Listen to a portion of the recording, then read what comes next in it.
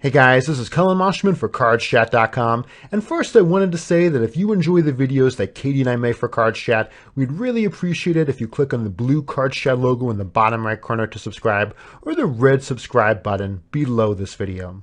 So, today we have an MTT multi-table tournament game review where Hero wins the big $1.10 on PokerStars, and we're going to break down how he does this in a two-part video series beginning with early and middle game, and then we'll cover the late game and final table in part 2.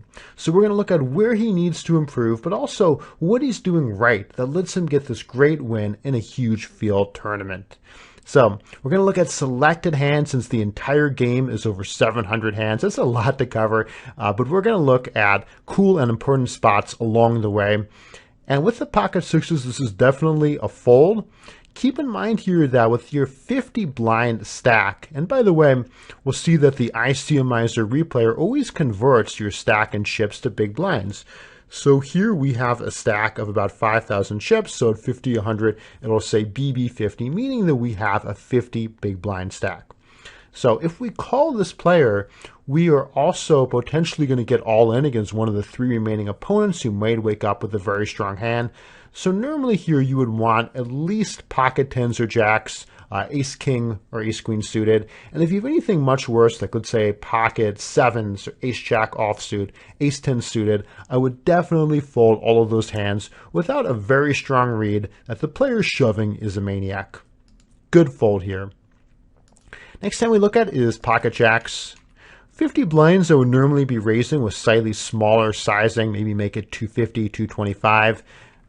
But important thing is that we do raise.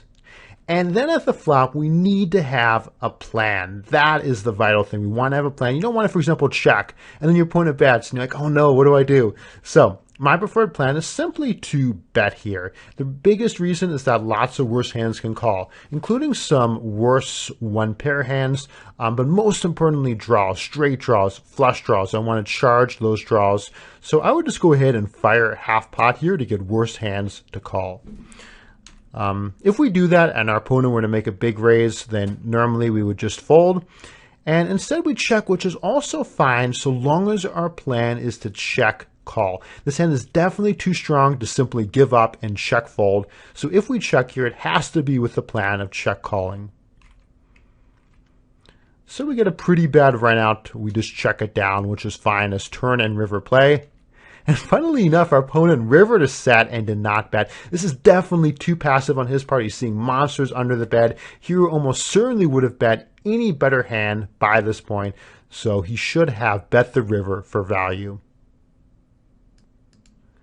Next hand we're going to look at is ace jack suited. Here at 21 blinds, the play I like the best is simply to move all in. When you have a stack of around 20 blinds or less, then facing a prior raise, you want to mainly be shoving hands that you play because there's so much money already in the middle to potentially win. So I would always shove here if we had a stack of around 3,000 chips, so let's say 15 big blinds, or pretty much anything less than Hero does. This stack size is kind of close. I still do prefer shoving, but alternatively, I think that Hero's decision to call is also fine, and we just want to make sure that we play the hand well post-flop. Good rule of thumb post-flop is that when you entirely miss, you have multiple opponents who usually just want to give up. Here we also do not have the betting lead. There's no reason to continue on here. If the first 2 players check to us, we should check and then give up. If somebody bets, we're just going to fold. So definitely a correct decision to fold, facing the continuation bet from our opponent. Next time we'll look at here is Ac8 Suited, and this is actually another one where I really like moving all in pre-flop. You don't usually want to do that without a raise and 19 blinds, but like Katie and I talk about in our course Become a Winning Poker Player in 30 Days, if your stack is 5 times or less the pot size approximately, there's a wonderful risk-reward ratio. So here the pot is almost 1,000. There's almost 1,000 chips in the middle, with the 2 limps, the small blind having completed, the antes, our big blind, and we have a stack of well under 4,000. Okay, so we have about 4 times the pot size. This is a great risk-reward ratio. Nobody is showing a lot of strength. Nobody has raised here. So in particular, the small blind looks very weak. The player in the cutoff is usually going to raise if he has a strong hand. So for that reason, I would jam. We're usually going to pick up 1,000 chips or so without a fight, and when we're called, that's completely fine. So we check. Let's take a look at what happens post-flop. Here gives this up. We could actually continue on here facing this bet. We've got 2 overcards as well as strong backdoor draws, including the nut flush draw.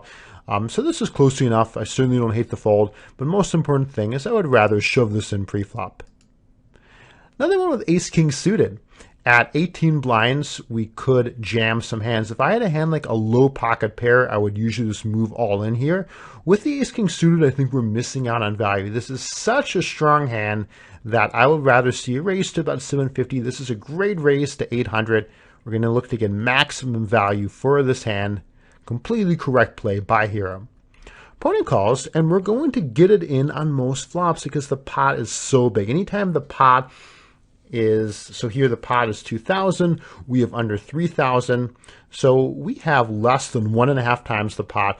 We're usually going to stack off unless it's a terrible flop. If the flop came something like 5, 6, 7 of spades, I would just check and fold. But on most flops where we connect in some way, like we at least have overcards that are probably going to be good if we hit top pair, top kicker, or here we also have a gut shot straight draw and a backdoor nut flush draw, then this is going to be more than good enough to get it all in at the flop. So here, first of all, ace-king could be the best hand unimproved, and when it's not, we're usually going to have 3 outs each to hit the ace, the king, 4 more outs to hit a queen for the nut straight, and you can add in roughly 1 out for each good backdoor draw, like the nut flush draw. So here we have approximately an 11 out draw. And if you were to convert that to percent that you win, percent that you improve by the river, that's going to come out to being approximately 40%. So even when we're behind, you know, there's still going to be a solid 40% or so chance that we improve to win this pot. So here are checks, which is fine. If our opponent checks back, we get a free card. If he bets, I would just check raise all in and seize the fold equity. So that's totally reasonable. And alternatively, we could go ahead and bet. If we bet 800, we call an all in. We could jam in 2,700. All of these options are fine so long as we're not planning to fold the flop. And here I would just move all in. Our opponent has bet, and we want to be the ones who stay aggressive, so I will go ahead and move all in. That's, you know, one thing that's important that I want to emphasize is that you don't want to think about poker as having totally right and wrong answers. Some of the time that is the case. You know, some of the time you just clearly are going to be making a mistake if you call an all in not getting the right odds. But a lot of the time you just want to keep in mind the important principles, and then you can use creativity for your lines. Okay, so I don't think there's any right answer as to whether we bet 800 at this flop, move all in at this flop, look to check raise all in at this flop, so long as we stay aggressive. And here it does this, so we also now pick up full 9 outs for the nut flush draw, but I would rather make this aggressive play at the flop when our equity is higher. We get there, and we actually get in very good. We get in against a draw that we dominate. Well done by Hero. So again, great pre-flop. And I would just play this more aggressive at the flop. Now, funnily enough, the next time we look at it is also ace-king suited. Not just ace-king suited, with the same ace-king of hearts. Hashtag RNG fails. No, I'm just kidding. You can get the same exact hand combination. And that is apparently what has happened right here about 15 hands later. And I want to see how Hero plays it this time. He starts off doing it right like he should. He's under the gun, he raises. The bottom of our under the gun raising range here would be around ace-jack offsuit and ace-9 or 10 suited. And we can action in 2 places from the button and big blind and nail this flop, a beautiful flop. So occasionally you do want to slow play your strong hands. That's often going to be the case if you have the flop monopolized. So in other words, let's say that you have pocket 7s you raise and the flop comes 7-7 deuce and your opponent checks. Well, some of the time it's good to check back there because there's so few strong hands that he can have given that we hold 2 7s.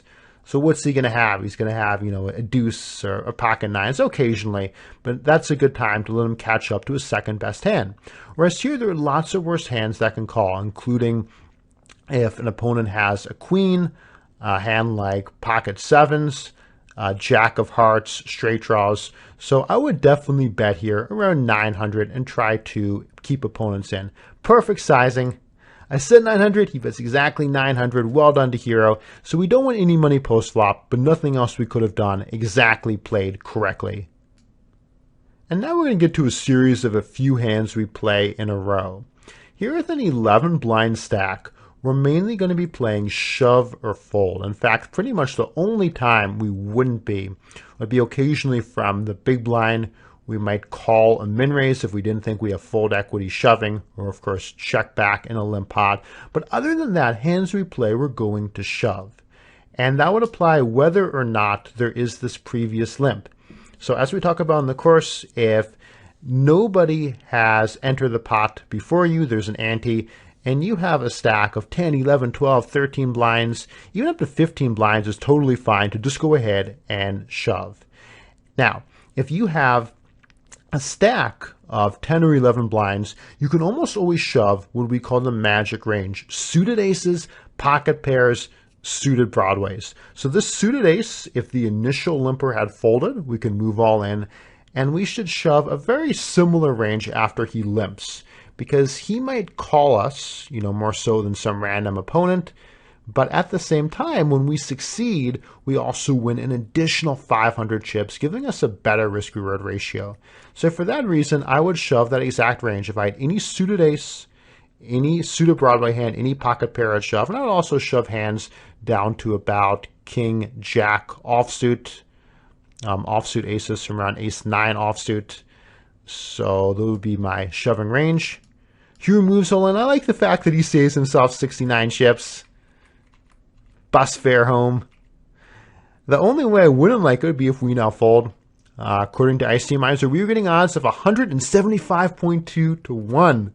So that's pretty good. One thing that's interesting with the suited aces, and one of the reasons why they're part of this magic range, is because they almost always have around 33% equity. In other words, if our opponent has a hand like ace-jack offsuit, then we're only going to be about a 2 to 1 underdog. We're still going to win about 1/3 of the time. If our opponent has pocket queens, we're still going to win close to 1/3 of the time. So these hands do very well in all-in confrontations, particularly when you turn the stone nuts. So kind of a crazy call from our opponent with ace-4 offsuit. And it works out okay for him in the sense that he gets it in against ace-2 suited. But on balance, he does not do well against our shoving range and should have folded this hand. Next one we're going to look at is pocket queens. So here I would open down to about pocket fives. And any of those pocket pairs that we had opened initially, we're going to call off. And one more, continuing the sequence now up to 40 blinds, and we get pocket aces when it rains it pours. Aces, known for being a trouble hand sometimes. But here, this is going to be pretty straightforward. We know that we're going to be willing to get in our stack, and you don't want to go too crazy. So if you bet something like 5,000, then you're going to get hands like pocket eights to just fold. So you want to allow worse hands to stick around, but at the same time charge your opponents. A good rule of thumb, if you're not sure, is just to go ahead and fire about half pot, which is what I would do here. That's exactly what Hero does. He literally bets half pot. Great sizing. And we can action in 2 places. So it doesn't matter in particular what the turn card is. I don't think we're ever folding, even if it's a jack or something really unfortunate. Here, though, it's an ace.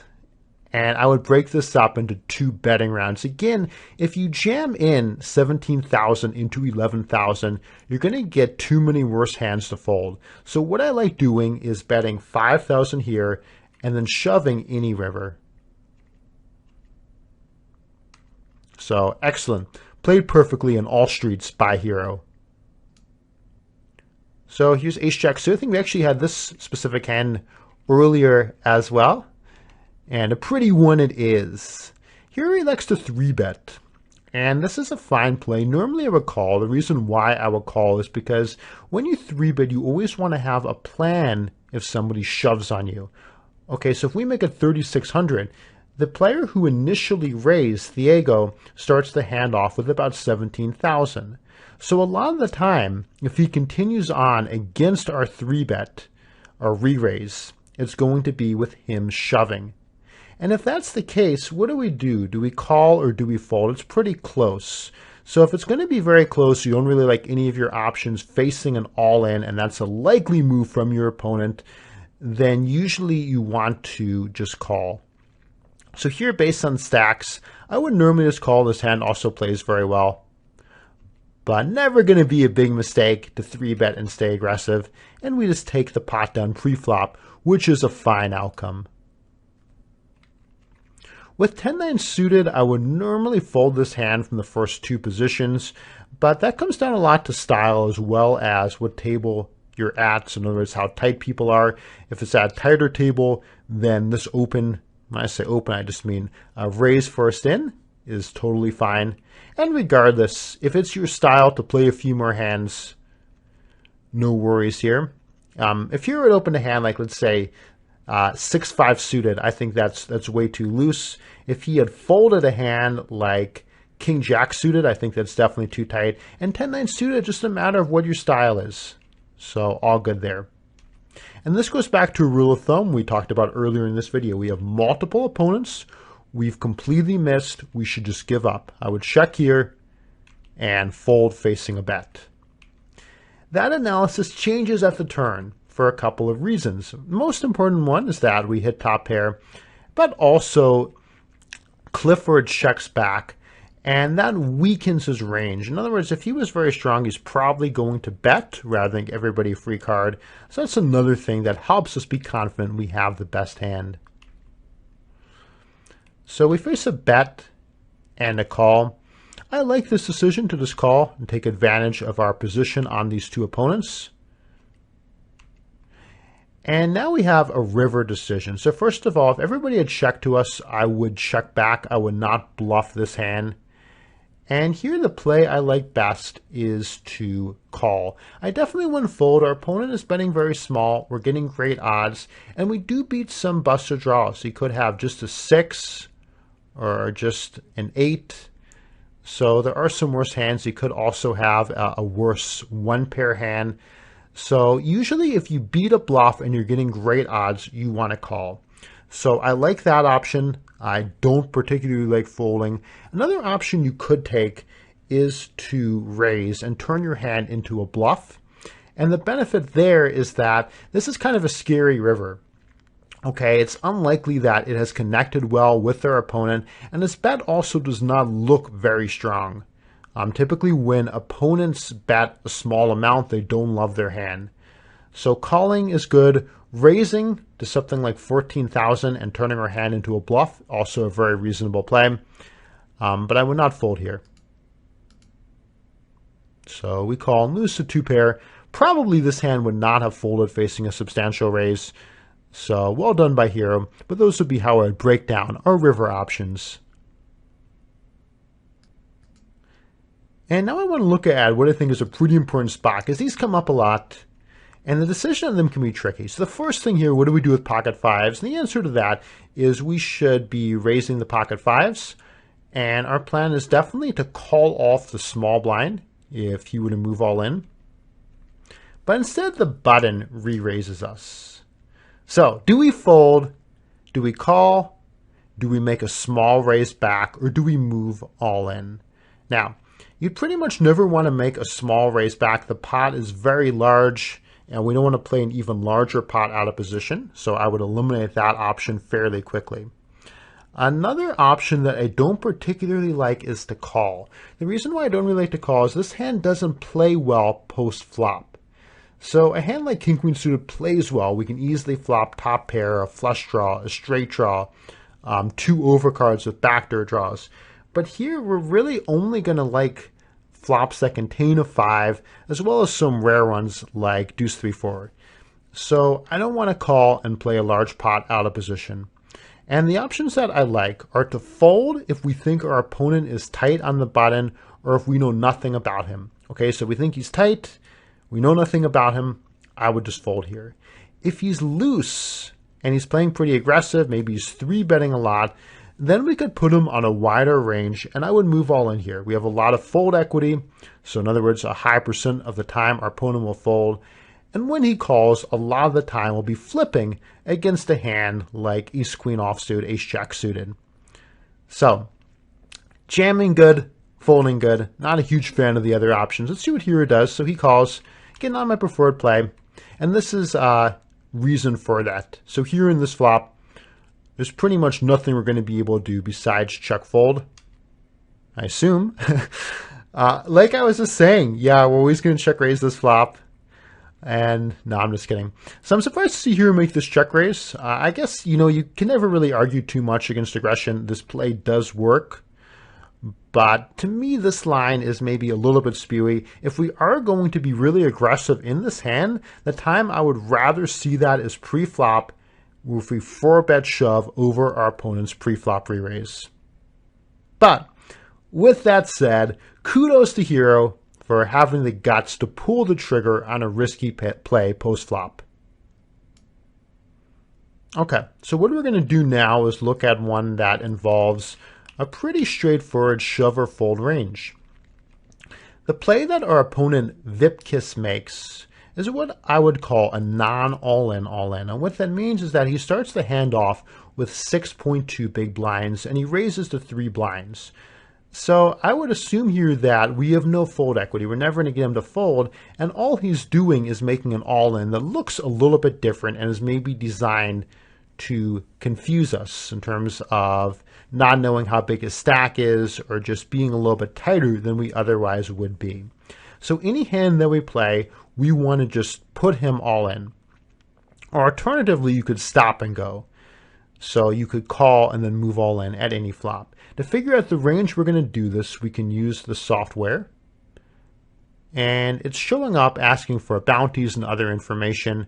And so what we're going to do is we're going to switch it, and I'm going to do what's called chip EV. I'm going to put in any payout structure and say we want to figure out what hands it wins chips to shove here, as opposed to involving ICM, which we would do later on and at final tables. So based on that, this is going to be the range of hands that we play. And this means anything that shows up in green, in a green box, is going to be profitable to move all in with, assuming we don't know anything about our opponent. So some of the worst hands we can move all in with would be King 6 offsuit, Queen 9 off, 7-6 suited, any pocket pair, Queen 5 suited, any suited king. So with the Ace 10 suited, we're definitely move all in.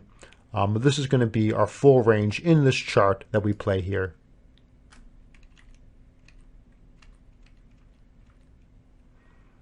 And we end up flipping, but definitely the correct play by hero. Next time we'll look at doesn't really have a lot of content, to be honest, but it's still pretty cool, so I wanted to play it. And the reason is that we flop quads. This is a beautiful thing. I would normally bet for the reason that we talked earlier about having a flop monopolized. Here, even though we flop quads, we don't really have this monopolized because our opponent could have a king, a straight draw, a flush draw. So I would normally bet to charge those hands and start building a pot. I do think it's fine to check back, maybe induce a bluff at the turn. But if we do that, we then absolutely have to bet at this stage. No action. And a beautiful thing to hit those quads. And now we're going to look at a couple of last hands, both of them with pocket pairs, and both I think very interesting spots. First is with pocket 8s, which we raise pre-flop, and get action from both blinds. Here I would check this back. We haven't connected well with this flop. We could of course have the best hand, but not too much is going to be accomplished by betting. Normally we're just going to get action from better hands or some draws that actually have fairly high equity against us. So this is a very good check back at the flop. Now the conventional play would be to check back the turn as well and just take this hand to showdown. But I really like this decision to bet. I think this is a very cool bet. And the reasons for that are that, one, it's likely we have the best hand. If one of our opponents had an ace, they probably would have bet by now rather than checking twice on such a coordinated board. A king might check twice, but there's still a good chance that king will bet. So it's more likely after opponents check twice that we have the best hand. And there are also now lots of draws that can call us. So there are two different flush draws. Reminds me of the joke about you prefer to have an offsuit hand because an offsuit hand gives you two flush draws. But here there are actually two possible flush draws that an opponent could have. Of course, the clubs and the spades. There are also Broadway gut shot draws, some other straight draws. And so I like betting to charge those draws. Our plan then will be to check back any river besides an 8 if we get called. So if you're a check back just looking to show this hand down, that would be fine. But I do really like his bet for those reasons.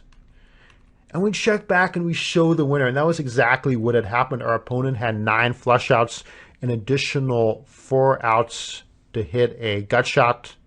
Actually, 3 outs to hit a gut shot because we don't want to double count the 5 of spades. So he had a 12 out draw. That's why he called us. We win the max. And this is a great line by Hero. Lastly, the pocket tens. Tens is good enough to open from any position. Here we raise it from middle position. Only the small blind calls, and I would check this back. The reason why I would check back is because we have a combination of made hand and draw. So our second pair type hand is often going to be best, and we don't have to worry so much about charging worse hands because we also hold the 10 of clubs, which is an important draw. So without that card, we're going to be more incentivized to bet and charge our opponent, but with this card, we're not going to be worried about a club hitting, and I like this decision to check. Now, if our opponent were to check again, I would normally check back and just try to get one street of value on the river. So on the river, if he bet, we would then call. If he checked, we would bet. But when our opponent bets instead, we should call here. We beat a bluff. Raising does not accomplish anything. If we raise, we're only going to get action from hands that beat us. So we should call. And when we call, we want to have a plan. And the plan I like is to call the river as well. We still beat a bluff. And getting odds of 3 to 1, we're going to show a profit bluff catching here if we're good more often than around a quarter of the time, than around 25% of the time. So heads up pot, getting good odds, beat a bluff, great recipe to call. And whether or not we have the best hand here, I think Hero nails this line post-flop. This is exactly how we should play it. We do have the best hand. Our opponent's river bet did not make much sense.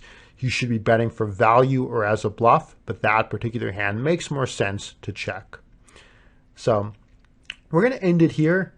Congratulations to Hero on this awesome tournament. Thanks for giving it to us for pickup in part 2, looking at how he approaches the late game and final table. And in the meanwhile, thanks very much, guys, for watching. This has been Collin Moshman for CardsChat.com.